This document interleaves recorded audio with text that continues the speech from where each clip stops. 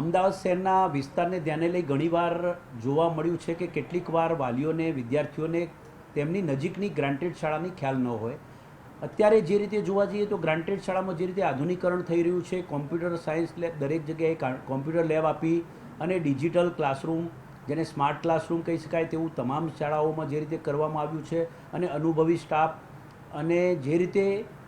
સ્ટાફની તમામ પ્રકારે જ્ઞાન સહાયકથી લઈને જે રીતે ભરતી કરી છે તે જોતાં વાલીઓને ગ્રાન્ટેડ અને સરકારી શાળામાં નજીવા દરે બિલકુલ મફત અથવા નજીવા દરે એ અભ્યાસ કરી શકે તે માટેની ખ્યાલ હોતો નથી ઘણી વખતે. એટલે એમને વાકેફ કરવા માટે અને સાથે સાથે શિષ્યવૃત્તિઓની જે નવી હમણાં નમો સરસ્વતી, નમો લક્ષ્મી, જ્ઞાન સાધના સ્કોલરશીપ, સરસ્વતી સાધના હેઠળ જે સાયકલ સહાય મળે છે, આ બધી જે લાભની બાબત છે એ વિદ્યાર્થીઓને વાલીઓ સુધી પહોંચાડવા માટે અને એમની નજીકની ગ્રાન્ટેડ શાળાની જાણકારી આપવા માટે અમે એક ગૂગલ લિંક દ્વારા, અહીંયા એક QR કોડ દ્વારા તેમની નજીકની મેપિંગ સાથેની માહિતી, તમે જે વિસ્તારમાં રહેતા હોય તે વિસ્તારમાં આવેલી ગ્રાન્ટેડ શાળાઓ, તેમાં આચાર્યનું નામ, તેમાં ચાલતા વિભાગ, પ્રવાહ, સાથે સાથે ધોરણો, આ તમામ પ્રકારની માહિતી જે છે, આચાર્યના નામ નહીં અને એમના નંબર સહિતની વિગતો ગૂગલ મેપિંગથી તમે મેપિંગ કરો. તમારી નજીકની શાળા કેટલા કિલોમીટર દૂર છે, તમે ત્યાં જઈને પૂછતાછ કરી શકો, પ્રવેશ મેળવી શકો.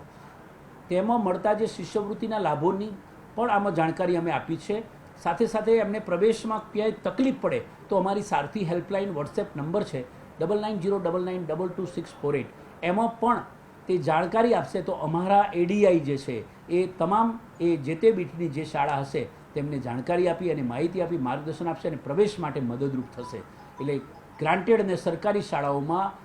ખાસ કરીને વિદ્યાર્થીઓને વાલીઓને પ્રવેશ મળવાથી શું લાભ થશે તે સાથે સાથે તેમની નજીકની ગ્રાન્ટેડ શાળાને તેઓ જાણી શકે તે માટેનો આ ગૂગલ મેપિંગ સહિતનો આ અમારો એક નવતર પ્રયાસ છે, જે વિદ્યાર્થીઓ અને વાલીઓને સરકારી શાળા અને ગ્રાન્ટેડ શાળામાં પ્રવેશ મેળવી અને ખાસ કરીને કોઈ આર્થિક બોજો એમનામાં પણ ન પડે અને સારી રીતે ભણી શકે તેવો અમારો આ એક નવતર પ્રયોગ છે. અચ્છા, ગ્રાન્ટેડ શાળા એડમિશન ના આપે તો કઈ રીતની કાર્યવાહી આપણે ટીકો કરશું? જી બિલકુલ, આમાં તો ગ્રાન્ટેડ શાળા પ્રવેશ આપશે જ અને નહીં આપે એવું થશે તો અમે એની નજીકની બીજી ગ્રાન્ટેડ શાળા કે જ્યાં વર્ગ, કારણ કે નિયમાનુસાર વર્ગો હોય તેટલી વર્ગની અંદર જે સંખ્યા હોય તે પ્રમાણે પ્રવેશ આપી શકાય. હવે ત્યાં વધારે સંખ્યા થઈ જશે તો જેટલી અમારી સત્તામાં આવતી હશે તેટલી સંખ્યા પ્રમાણે અમે મંજૂરી આપીશું. અને એ સિવાય જો ખરેખર ત્યાં સગવડ હશે અને વર્ગ વધારા માટેની જે લાયકાત ધરાવતી હશે એ શાળા, તો અમે વર્ગ વધારા માટેની પણ મંજૂરી આપીશું. અને એ ઉપરાંત માની લો કે એની નજીકની બીજી ગ્રાન્ટેડ શાળા હોય તો ત્યાં આગળ જગ્યા ખાલી હોય તો તેના માટે પણ અમે ગાઈડ કરીશું કે તમે ત્યાં પણ પ્રવેશ મેળવી શકો છો.